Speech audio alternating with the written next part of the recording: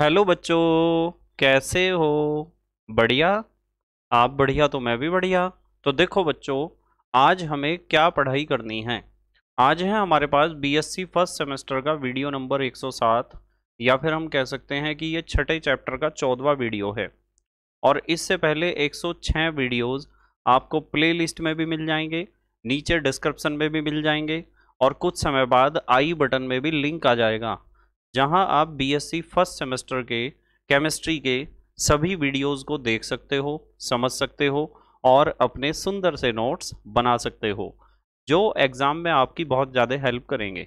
इसी के साथ साथ आपको नीचे डिस्क्रिप्शन में पीडीएफ नोट्स का लिंक भी मिल जाएगा, और आप पीडीएफ नोट्स के लिए टेलीग्राम पर भी सर्च कर सकते हो, KMD सहारनपुर। तो देखते हैं आज का हमारा टारगेट क्या है। आज बेटे हमें डिस्कस करना है प्रतिधारण या रिटेंशन। ठीक है, कुछ बच्चे इसे कहते हैं रिटेंशन ऑफ कॉन्फ़िगरेशन। ठीक है, तो ये टॉपिक हमें बहुत डिटेल में डिस्कस करना है, जिससे एग्जाम में इसका शॉर्ट नोट आ जाए तो आप लिख सको। तो चलो बच्चों, जल्दी से आज की पढ़ाई शुरू करते हैं।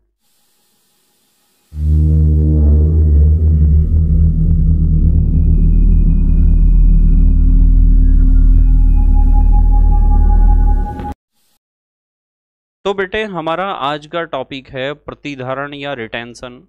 पहले तो आप वीडियो को पॉज करो और जल्दी से अपनी नोटबुक पर हेडिंग लिखो, प्रतिधारण या रिटेंशन। फिर हम इसके बारे में डिस्कस करते हैं। जल्दी से वीडियो को पॉज करो और लिखो। लिख लिया बेटे? ठीक है, चलो डिस्कस करते हैं प्रतिधारण या रिटेंशन क्या है।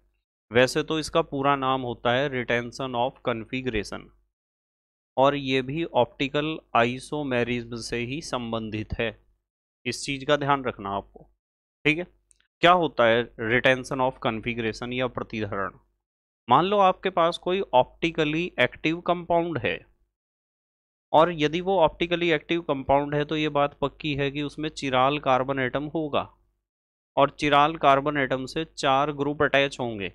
उन 4 ग्रुप में से, या 4 एटम्स कह दो या 4 ग्रुप कह दो, एक ही बात है, किसी एक एटम या ग्रुप को हटा दिया जाता है किसी दूसरे एटम या ग्रुप के द्वारा। और हटा देने से यानी सब्स्टिट्यूशन रिएक्शन होगा।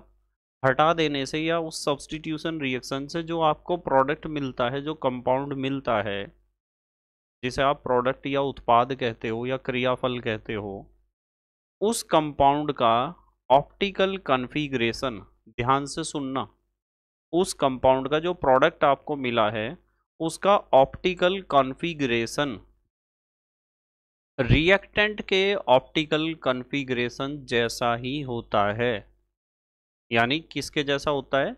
जिसके ऊपर रिएक्शन हुआ था।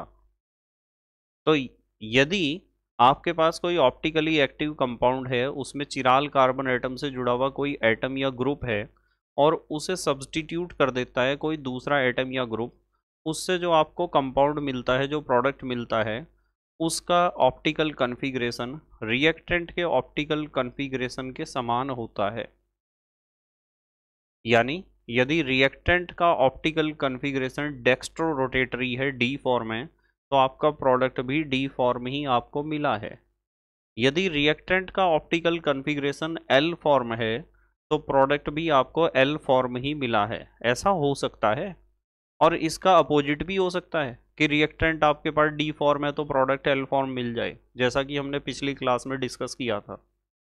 तो यदि प्रोडक्ट का ऑप्टिकल कॉन्फ़िगरेशन रिएक्टेंट के ऑप्टिकल कॉन्फ़िगरेशन जैसा ही होता है, उसके समान होता है, तो इस प्रॉपर्टी को हम कहते हैं रिटेंशन ऑफ कॉन्फ़िगरेशन। क्या कहते हैं? Retention of configuration. ठीक है, तो पहले डेफिनेशन लिख देते हैं इसकी, फिर एग्जाम्पल में डिस्कस करेंगे। एग्जाम्पल में ज़्यादा अच्छे से समझ में आ जाता है। तो प्रतिधारण या रिटेंशन, आप हेडिंग लिखना चाहो तो रिटेंशन ऑफ कॉन्फ़िगरेशन भी लिख सकते हो।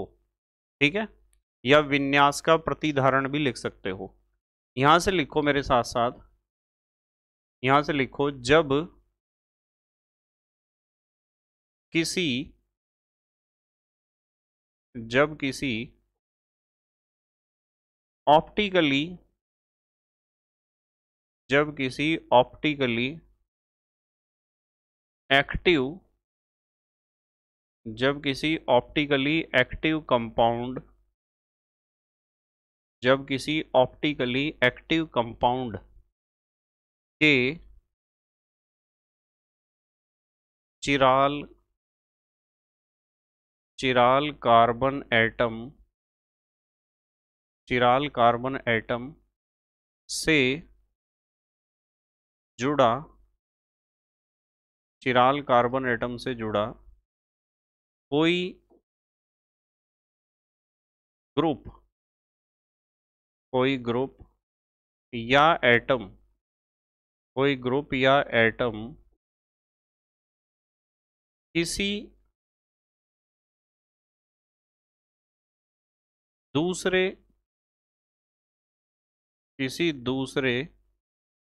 ग्रुप किसी दूसरे ग्रुप या एटम द्वारा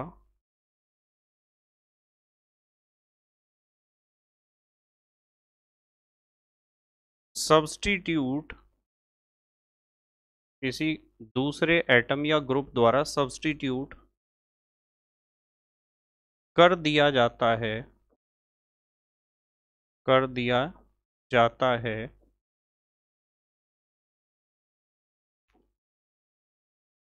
तथा ध्यान से समझना, अब मेन पॉइंट यहीं आएगा, तथा जिससे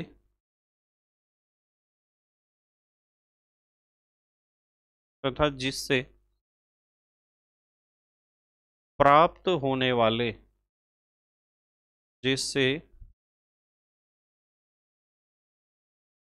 प्राप्त होने वाले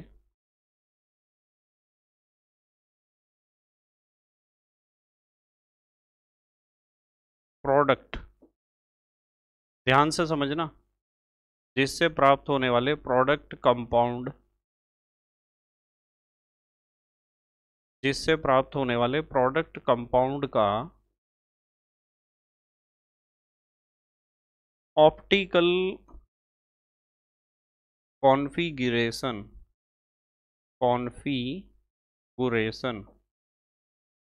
देखना जरा, यहां तक दिखाई दे रहा क्या? प्राप्त होने वाले कंपाउंड का ऑप्टिकल कॉन्फ़िगरेशन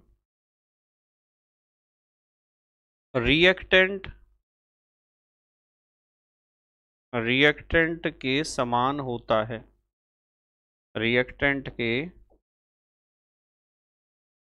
समान होता है रिएक्टेंट के समान होता है तो क्या, एक चीज और ऐड करते हैं, चलो इसमें रिएक्टेंट के समान होता है अर्थात एल फॉर्म से एल फॉर्म या डी फॉर्म से डी फॉर्म प्रोडक्ट ही बनता है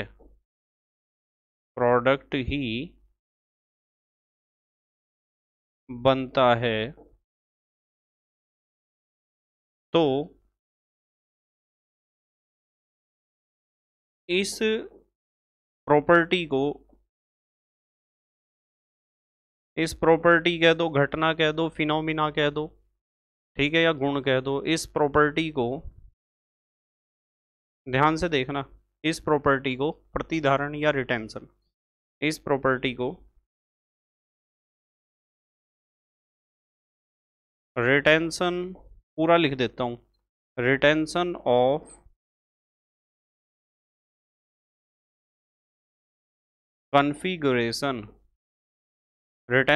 कॉन्फ़िगरेशन कहते हैं। तो इसे हम कहते हैं रिटेंशन ऑफ कॉन्फ़िगरेशन, ये पूरा नाम लिख देना चाहिए, रिटेंशन ऑफ कॉन्फ़िगरेशन कहते हैं, ठीक है। एग्जाम्पल लिख देते हैं इसका, एक मेरे साथ साथ लिख रहे हैं ना आप, एग्जाम्पल लिख देते हैं, फिर मैं उस एग्जाम्पल को एक्सप्लेन कर दूंगा। ठीक है। जब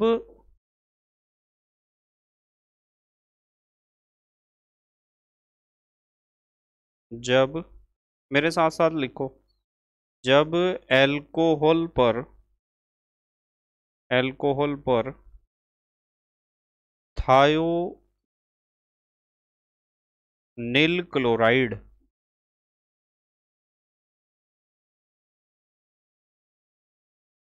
का रिएक्शन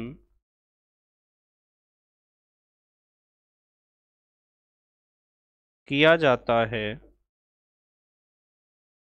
मान लो आपके पास क्या है, एल्कोहल, और एल्कोहल के ऊपर आप रिएक्शन कर रहे हो थायोनील क्लोराइड का, ठीक है। तो प्राप्त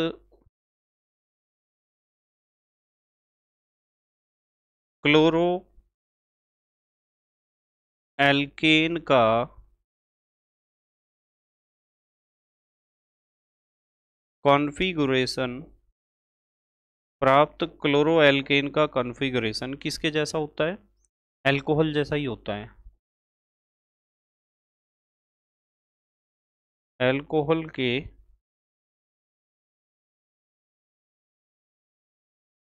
समान ही होता है। कैसे होता है अभी मैं एक्सप्लेन करूंगा, देखो इस बात को। समान ही होता है, ठीक है। जल्दी से पोज करके लिखो, पोज करके लिखो बेटे, या स्क्रीनशॉट ले लो। लिख लिया? ठीक है। देखो मैं समझाता हूँ। हमारे पास एक एल्कोहल है और उस एल्कोहल के ऊपर हमें थायोनील क्लोराइड का रिएक्शन कराना है। यहाँ लिखते हैं एग्जाम्पल को। हमारे पास एक एल्कोहल है C2H5, ये चिराल कार्बन एटम है, और यहाँ भी एक CH3 है, और इधर जुड़ा हुआ है OH, और इधर जुड़ा हुआ है H। ये एक एल्कोहल है, और देखो OH है ना, कार्बन की चेन है और एक OH है, एल्कोहल। वैसे आप पूरा नाम लिखना चाहते हो तो नंबरिंग इधर से होगी 1 2 3 4, मतलब ब्यूटेनॉल है, ब्यूटेन टू ऑल है इसका नाम, ब्यूटेन टू ऑल, या ब्यूटेनॉल टू भी आप कह सकते हो। और नॉर्मली हमने इसे अल्कोहल लिख दिया, आप इसे अल्कोहल लिख दो, ठीक है। और सिर्फ इतना ध्यान दो कि H से OH की तरफ जब आप चलोगे तो इससे पता चल रहा कि आपको ये कौन सा अल्कोहल है, डी या प्लस फॉर्म है। इसका ऑप्टिकल कॉन्फ़िगरेशन हमने लिख दिया डी या प्लस फॉर्म। यदि इसके ऊपर थायोनील क्लोराइड का रिएक्शन आप कराओगे ना, आप इसके ऊपर थायोनील क्लोराइड SOCl2, ये है थायोनील क्लोराइड, तो अटैकिंग रिएजेंट यहाँ Cl होगा। ये OH यहाँ से छोड़ के भाग जाएगा और Cl यहीं जुड़ जाएगा, यानी मैं लिखूँगा OH नेगेटिव यहाँ से निकल गया और Cl यहाँ जुड़ेगा। आपको जो प्रोडक्ट मिलेगा वो ऐसा मिलेगा, यहाँ आपका जो का तो C2H5 जुड़ा हुआ है ऊपर, और नीचे CH3 है, और यहाँ आपका OH चला गया, OH की जगह क्या आ गया, Cl आया है, और यहाँ H है, H से Cl की तरफ एरो लगाओ, डी फॉर्म है, ठीक है। क्लोरो एल्केन है, क्लोरो टू क्लोरो ब्यूटेन कह सकते हो आप इसे। मैंने इसका नाम लिखा क्लोरो एल्केन, और ये भी क्लॉकवाइज डायरेक्शन में रोटेट कर रहा, तो डी या प्लस फॉर्म है। तो बताओ रिटेंशन ऑफ कॉन्फ़िगरेशन नहीं हुआ क्या? अब आप कहोगे कि सर रिएक्शन हुआ कैसे, समझ में ही नहीं आई बात। तो यदि आप इसे रिएक्शन को पूरे को मान लो आप समझना चाहते हो कि सर इसे समझा दो एक बार, तो चलो समझ लेते हैं होगा कैसे रिएक्शन। इसका थोड़ा सा क्रियाविधि मैकेनिज्म समझ लेते हैं, इसका इसका क्या मैकेनिज्म है, कैसे रिएक्शन होता है, ठीक है। चलो इसका मैकेनिज्म समझते हैं, मैकेनिज्म से आपको समझ में आ जाएगा। ये हमारे पास है एल्कोहल, ये एल्कोहल है हमारे पास, ठीक है। आ जाएगा ना मैकेनिज्म, यहाँ पर आ जाना चाहिए, छोटा छोटा लिखूँगा थोड़ा। ये है C2 H5 C2H5 C, उसके बाद नीचे क्या है CS3, और यहाँ है OH, और यहाँ है H। ये हमारे पास अल्कोहल है। ठीक है, लिख देते हैं अल्कोहल, और ये भी लिख देते हैं कि ये D फॉर्म है या प्लस फॉर्म है। इस अल्कोहल के ऊपर थायोनील क्लोराइड का रिएक्शन कराना है SOCl2 का। ध्यान से देखना, S डबल बॉन्ड O, एक Cl इधर और एक Cl इधर। जब SOCl2 का रिएक्शन होता है ना, तो होता क्या है कि यहाँ से तो ये H और यहाँ से ये Cl निकल जाता है, ये HCl। देख रहे ना आप ध्यान से, क्या निकलेगा HCl। तो मैं यहाँ एरो के नीचे लिख देता हूँ -HCl, ये HCl निकल गया। अब कार्बन के ऊपर C2H5 है, नीचे CH3 है, यहाँ H है, ये कार्बन है, ऊपर C2H5 है, और नीचे है हमारा CH3, और ये ऑक्सीजन है। देखो इसके आगे ऑक्सीजन जुड़ा हुआ है, ये जोड़ दिया हमने ऑक्सीजन। HCl तो गया, ऑक्सीजन से जुड़ेगा ये सल्फर, ये जुड़ गया सल्फर। सल्फर के ऊपर डबल बॉन्ड ऑक्सीजन, और ये यहाँ जुड़ा हुआ है Cl। अब ध्यान से समझना, ये एक जो कंपाउंड बना, इस कंपाउंड, ये कंपाउंड तो बन जाएगा एकदम फास्टली बनेगा ये कंपाउंड। यहाँ लिख सकते हो आप एरो के ऊपर फास्ट। ये जो कंपाउंड बना ये अनस्टेबल कंपाउंड है। इसमें क्या होगा कि ये वाला बॉन्ड टूटेगा, इसमें हेट्रोलाइसिस होगा। इस बॉन्ड के दोनों इलेक्ट्रॉन, इस वाले बॉन्ड के दोनों इलेक्ट्रॉन इस ऑक्सीजन एटम के ऊपर जाएंगे। तो इस कार्बन के ऊपर पॉजिटिव चार्ज आ जाएगा, ऑक्सीजन के ऊपर नेगेटिव। तो क्या होगा देखो, ध्यान से देखना क्या होगा। HCC2H5CH3, HCC2H5CH3, ये तो ज्यों के त्यों हैं, इनके ऊपर तो कोई इफेक्ट नहीं पड़ा। पर इस बॉन्ड के दोनों इलेक्ट्रॉन ऑक्सीजन ले गया, तो इसके ऊपर आ गया पॉजिटिव चार्ज। इस कार्बन के ऊपर पॉजिटिव चार्ज आया, ये कार्बोकैटायन बन गया प्लस। O इलेक्ट्रॉन के जोड़े को लेके गया, तो पक्की बात है इसके ऊपर कैसा चार्ज आ जाएगा, नेगेटिव। और ये सल्फर है, डबल बॉन्ड O, और यहाँ क्या है Cl। अब क्या होगा ध्यान से समझना बिल्कुल। दूसरे कलर का पेन लेता हूँ। देखो ये तो हमारा कार्बोकैटायन है, साथ में एक स्पीसीज बन रही। इसका जो दोनों इलेक्ट्रॉन है ना, ये इलेक्ट्रॉन का जोड़ा है, ये इलेक्ट्रॉन का जोड़ा क्या होगा, ये यहाँ बॉन्ड बनाएगा डबल बॉन्ड। और जब एक डबल बॉन्ड यहाँ है, एक डबल बॉन्ड यहाँ है, फिर तो इस बॉन्ड की जरूरत ही नहीं है Cl वाले की। तो Cl के, सल्फर और क्लोरीन के बीच जो बॉन्ड है, इस बॉन्ड के दोनों इलेक्ट्रॉन क्लोरीन के ऊपर चले जाएंगे, और ये बन जाएगा Cl नेगेटिव, और ये यहाँ से SO2 गैस निकल जाएगी अलग। ठीक है, फिर क्या होगा देखो, होगा क्या, यहाँ लिख देता हूँ, चलो ऊपर या नीचे लिखूँ, हाँ नीचे लिखता हूँ, चलो क्या होगा, होगा ये तो हमारा ज्यों का त्यों है कार्बोकैटायन HC, और इसके ऊपर पॉजिटिव चार्ज, ऊपर C2H5 है, और नीचे हमारा CH3 है प्लस। क्या होगा कि ये SO2 तो हो गया अलग, और जब ये Cl नेगेटिव बना होगा, नेगेटिव चार्ज देखो, oxygen double bond sulphur double bond oxygen, ये तो SO2 गैस अलग निकल गई, और साथ में हमारा ये क्या बना, Cl के ऊपर इलेक्ट्रॉन का जोड़ा और नेगेटिव चार्ज।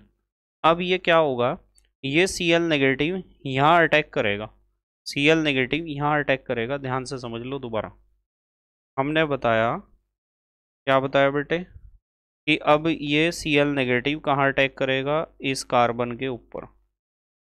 और जब इस कार्बन के ऊपर अटैक करेगा तो यूं बताओ, जिधर से OH गया था निकल कर उधर ही Cl जुड़ा ना। तो इस कार्बन के ऊपर C2H5 है, नीचे CH3, इधर H और यहाँ Cl जुड़ गया। तो इसके बाद यदि हमें समझना है तो कैसे समझेंगे? इसके बाद हम कहेंगे, यहाँ लिख देता हूँ, इसके बाद एरो का निशान लगा देता हूँ यहाँ। यहाँ बनाते हैं फाइनल प्रोडक्ट। आप तो अपनी नोटबुक में लिख लेना, ठीक है, जगह थोड़ी कम थी। क्या होगा कि ये तो हमारा कार्बन है, कार्बन के ऊपर C2H5 है और नीचे इसके CH3 है और ये इसके पास हाइड्रोजन है और यहाँ किसने अटैक कर दिया, Cl ने। Cl जुड़ गया और साथ में कौन सी गैस निकली, ये SO2 गैस, सल्फर डाइऑक्साइड, साथ में निकली सल्फर डाइऑक्साइड, ठीक है ना। तो इस तरीके से होती है ये रिएक्शन। ये मैकेनिज्म मैंने आपको बता दिया कि अल्कोहल था डी या प्लस फॉर्म, उसके ऊपर ये थायोनील क्लोराइड है, आप लिखना चाहो तो लिख सकते हो। SOCl2 को हम कहते हैं thionyl chloride, thionyl chloride. HCl निकला, ये प्रोडक्ट बना एक। और इसमें एक चीज ध्यान रखनी है कि ये जो प्रोडक्ट बनता है ना, ये वाला स्टेप जो है ना, ये स्लो होता है, स्लो, ठीक है। और इससे ये वाला जो स्टेप हुआ, यानी इसका अटैक हुआ, हमने तो इसे दो में दिखा दिया। यदि मैं आपको बताता कि भाई ये अलग हो के सीधा इसने अटैक कर दिया तो प्रोडक्ट बन जाता। तो ये वाला स्टेप होता है फास्ट, यानी इसका अटैक जो होता है ना, ये वाला स्टेप भी फास्ट होता है। वास्तविकता में ये दोनों स्टेप एक ही हैं। समझ में आई ना बात? तो ऐसे आप मैकेनिज्म दे सकते हो और आप इसे देख लो, ये प्रोडक्ट बना, ये बना कैसे। आप चाहो तो खाली इस रिएक्शन को लिख के आओ, मैकेनिज्म लिखना है तो आप इसे लिख कर आ सकते हो, ठीक है बेटे। जल्दी से पोज करके लिखो, पोज करके लिखो। लिख लिया? ठीक है।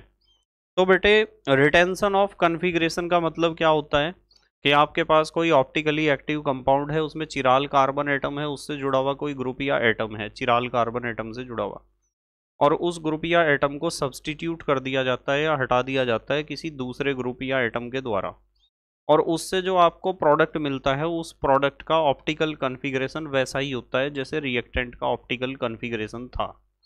तो इस प्रॉपर्टी को हम कहते हैं रिटेंशन ऑफ कन्फिग्रेशन, ठीक है। बस आज हम इतना ही पढ़ेंगे। मेहनत और ईमानदारी से पढ़ाई करते रहो और अपने हैंड रिटन नोट्स बनाते रहो। तो thank you very much for watching this video. Okay, bye.